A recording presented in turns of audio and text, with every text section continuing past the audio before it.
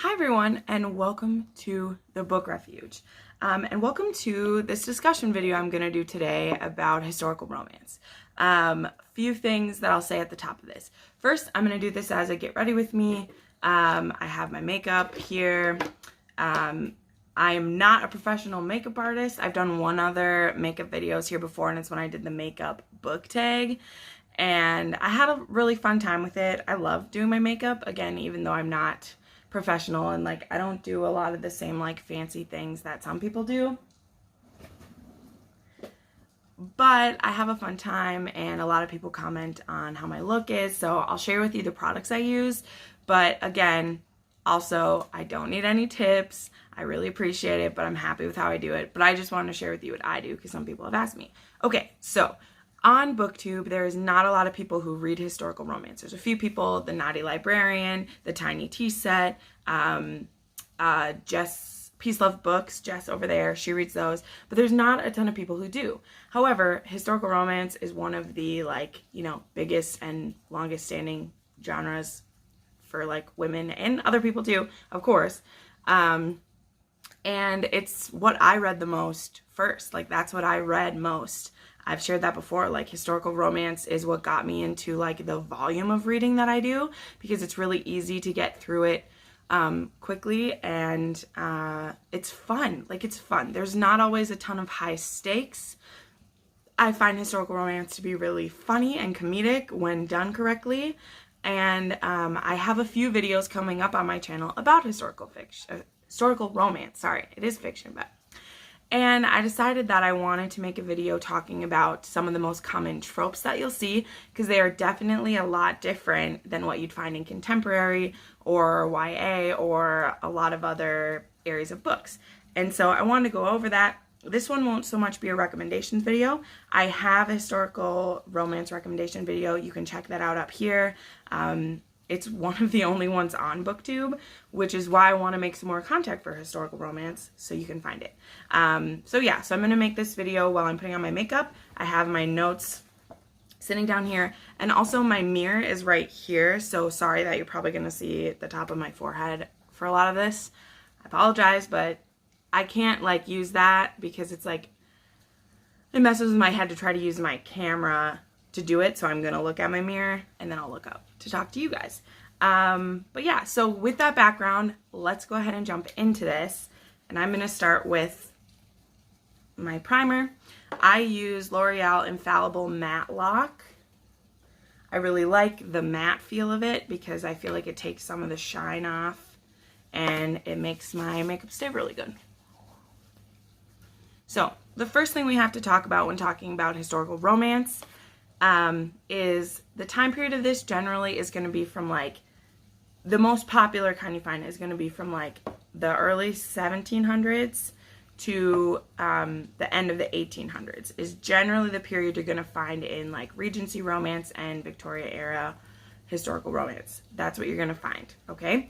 And because of that time period, the most common trope that was going to run through almost every single book you read in this genre is the virgin trope, okay? This is just standard. This is my foundation. I use 24-Hour Foundation by Maybelline in the color Natural Ivory because I'm a pale bitch, you guys. I'm really pale. So, the virgin trope can be the most annoying one for some people just because, it can get kind of annoying that that's the only thing that's expected of women, and 95% of the men you run into this, they've all have experience with harlots or escorts or mistresses, and the women are just supposed to be perfectly pure, even though the guys don't have to be, because I'm perfectly fine with purity being a thing. I am. I'm cool with it. I'm a Christian. I think it's important. What's not fun is the double standard of it. And so I'm just telling you, if you're going to get into historical romance, you're going to see this, and it's just best to be prepared for it and then know that it's going to be there. What happened? It's raining really loud there. You can probably hear it. I love it. And this comes to varying levels of severity, as in how important it is to the story. A lot of times you are dealing with like a rich guy, and so he wants to make sure that he's the first one in line, if you catch my meaning. And you're just gonna see that. Like, the girls are all mostly pretty innocent, unless they've had something happen to them before, or there's a reason for it. That's just, you're gonna see that. And it used to not bother me, because when I started reading historical romance, I was a teenager, and so, I don't know, it made sense to me that it would be a thing. But now as an adult, you realize, like, this is a double standard that's kind of annoying. But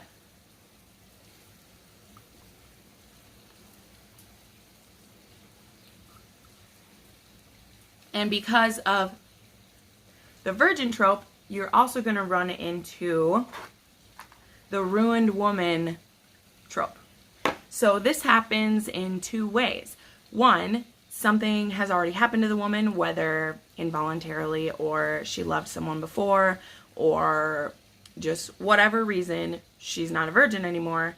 And sometimes that means then she's having a hard time finding a suitor, because now she's ruined and shamed, or she's kept it a secret so her family doesn't know about it, and then the guy she marries, she has to explain it to him, because apparently they will all know.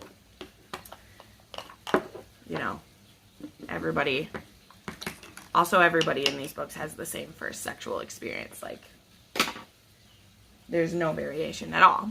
But anyway, or you get it where the person who compromises her is the hero of the novel. Like, whether that's an accident, which I just read in The Devil in Spring by Lisa Kleypas. Sorry, I'm not doing a recommendation, I'm just going to tell you when I read it. Where she had lost something behind a couch, and she got stuck, and this guy was helping her out of said situation. Hey, when I get makeup on my contact.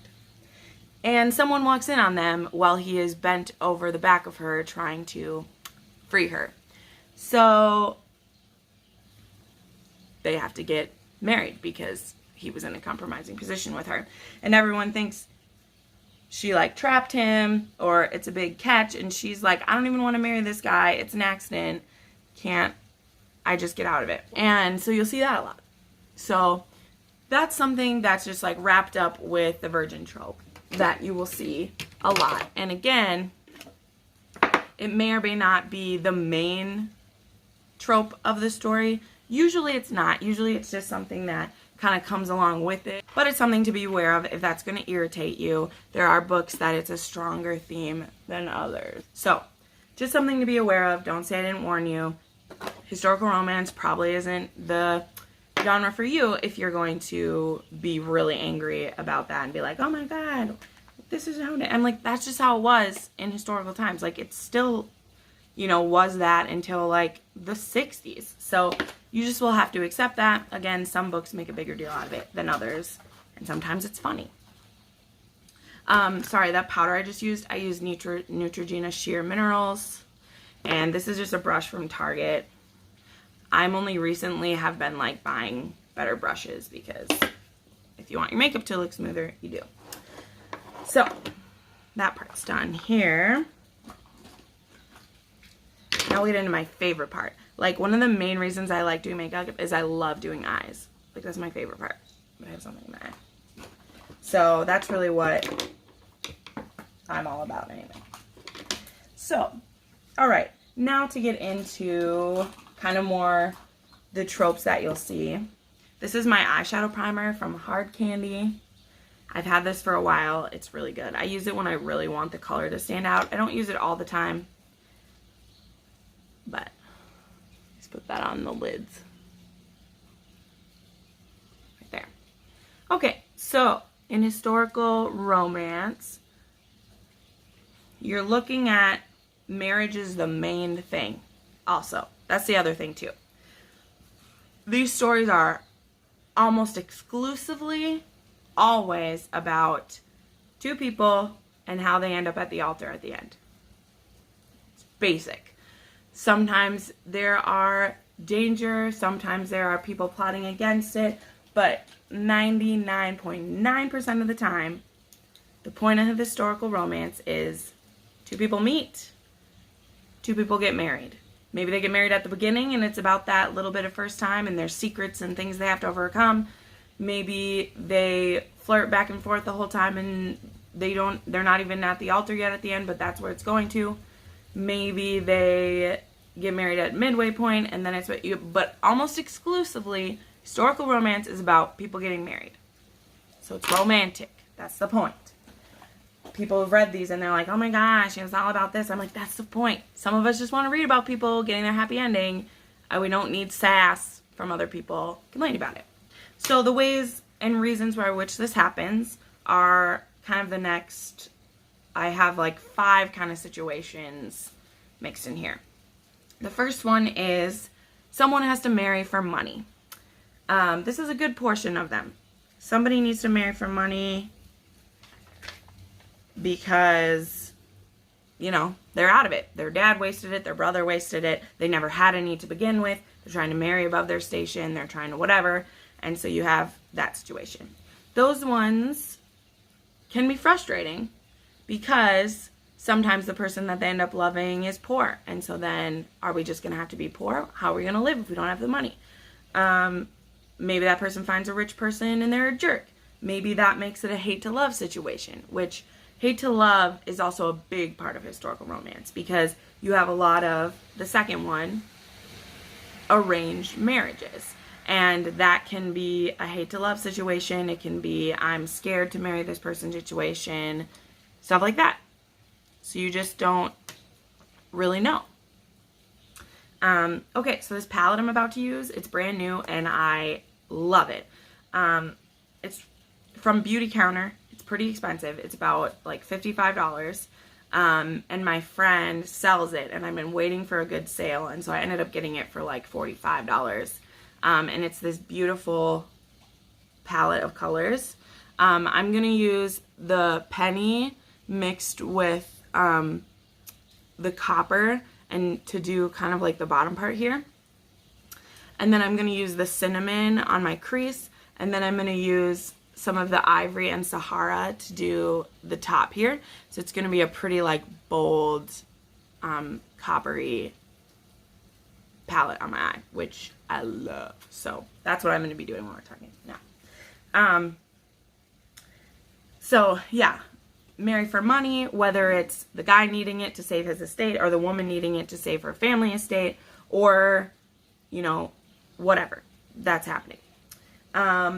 If the guy is rich and secured and it doesn't matter who he marries, you maybe are dealing with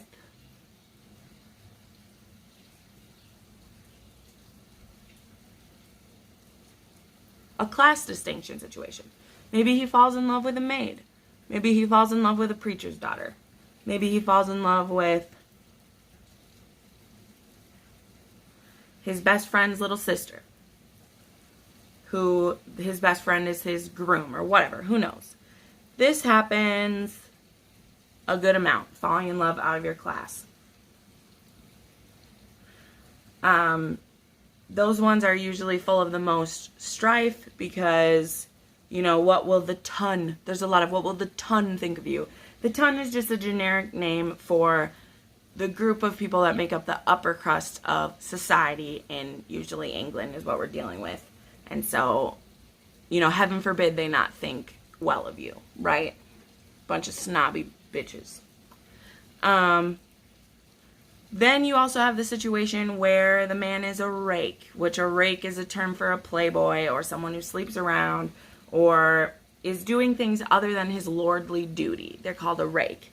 And so maybe his mama and daddy want him to get married and have the next heir and secure the line. Maybe he's the only boy and they need him to start having babies. And so that can be whether he finds someone, again, through an arranged marriage or he finds someone who's unsuitable. See Tessa Dare's Any Duchess Will Do, where he falls for, his mom is going to make him pick someone and he picks a tavern maid just to mess with her.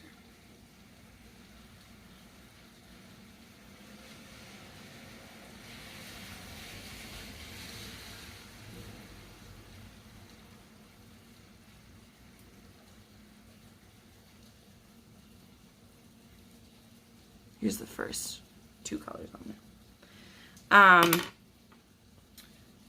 Then there is also the man with children or wards.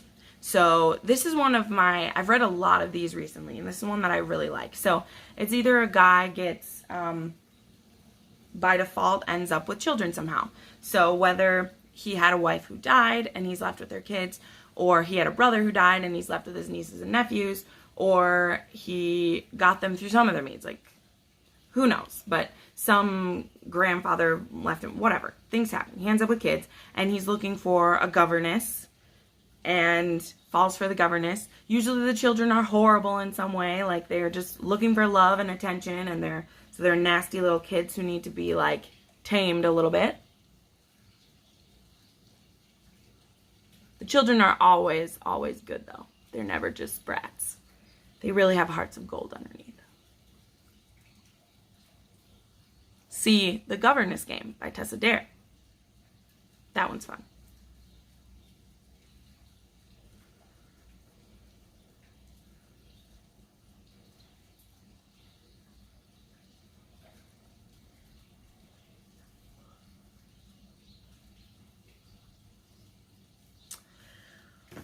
Or he isn't looking for a governess, but straight up is trying to find a mother for them, which again leads us back to all the other things we just talked about. So those are a lot of them that have to do with the marriage that we're dealing with. And then, of course, you can have some of the other tropes you see, where it's friends to lovers, childhood friends to lovers. You haven't seen them in a long time because you were away at school or you were away in the army, and you come back and now you need to get married, and it's like, ooh, my best friend's sister is really beautiful. Or, ooh, that neighbor girl who used to annoy me and I'd pull on her braids. Now I like her. Or there's the hate to love. Or there's the fake dating trope. That happens a lot. That happened in Julia Quinn, The Duke and I. My all-time favorite historical romance is friends to lovers / pretend to date one.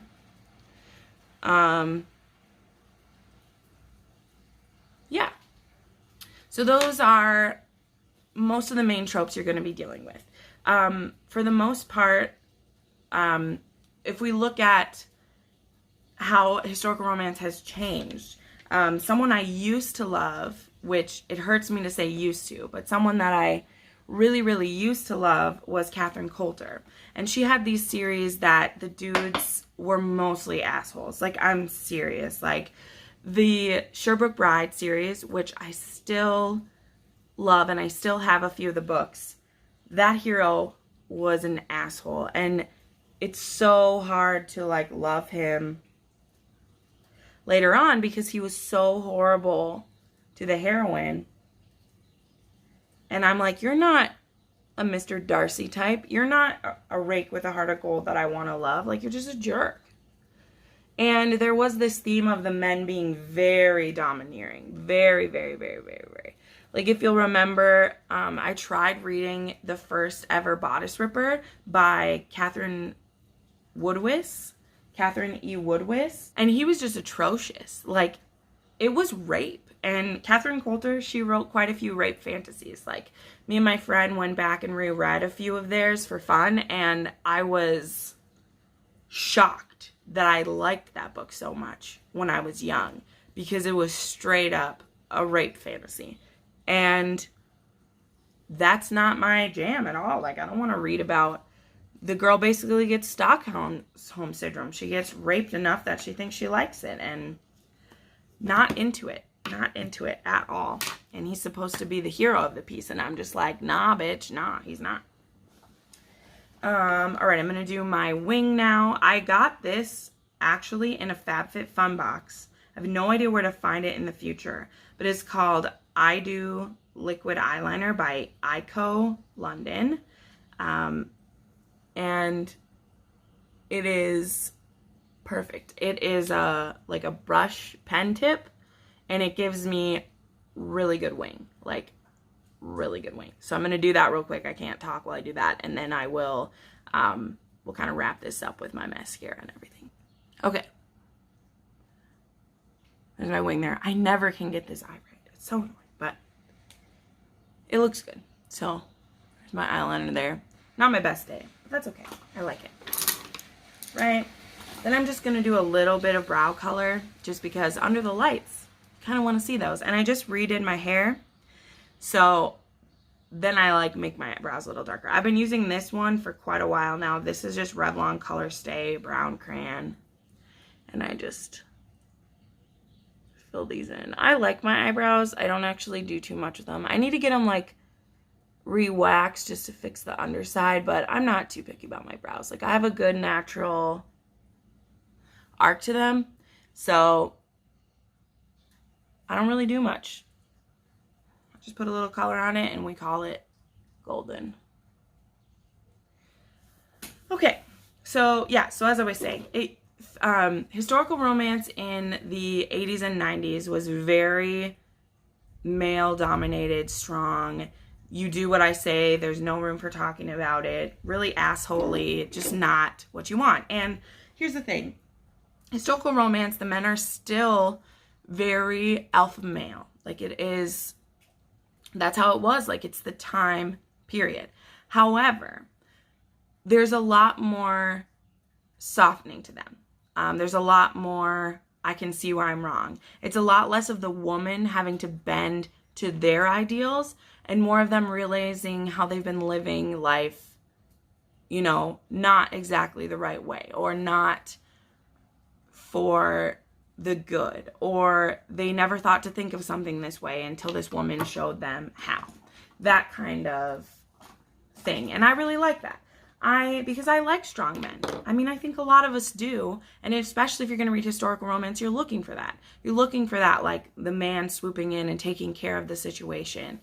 But that doesn't mean there isn't room for really kooky, amazing ladies. And a lot of the women in these stories, especially these days, they do run their own destiny. They do, even if they're in a situation where they need to marry for money or this is an arranged marriage, they still are going to find a way that they're happy and they're not willing to settle for not being loved. And that is what I love so much.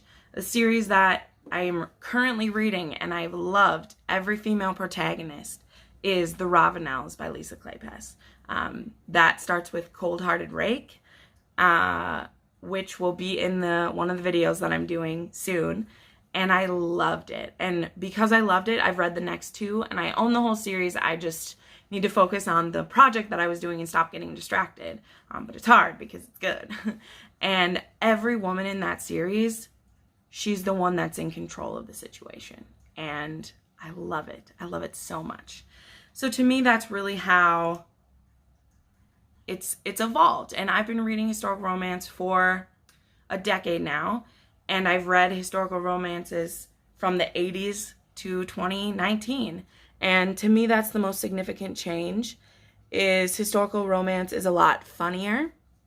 I'm using Lights, Camera, Lashes by Tarte. This also came from my FabFitFun box. And that's what makes them a break for me. Like, you'll hear me say again and again and again that historical romance is my palate cleanser. It's what I read when I've read too many fantasies or too many grimdarks or too much drama. I go to a historical romance because it's peaceful to me in a way that I know two people are going to meet, and whatever happens between them, they're going to be together at the end of the book. And there's no contemporary where he was the greatest summer of my life and then I moved on. I don't like that. Contemporary is too real life for me. I want an adventure and I want to know that everything's going to work out okay. And I don't care if that makes me simple. I don't need to read that all the time. But that's how I want it to end. And I want to know that I'm safe with the author that I'm reading and that they're not trying to do me dirty and like throw a twist in there that's going to break my heart. And that can happen. Like, there can still be serious situations. Like, I just read one where there was dealing with child molestation and like it was an issue in their marriage. And that's cool. Like, that can still be in there, but I know that overall everything's going to be okay. Okay.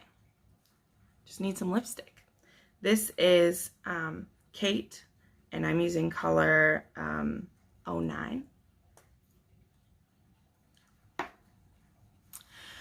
Okay, so here's the full look for this.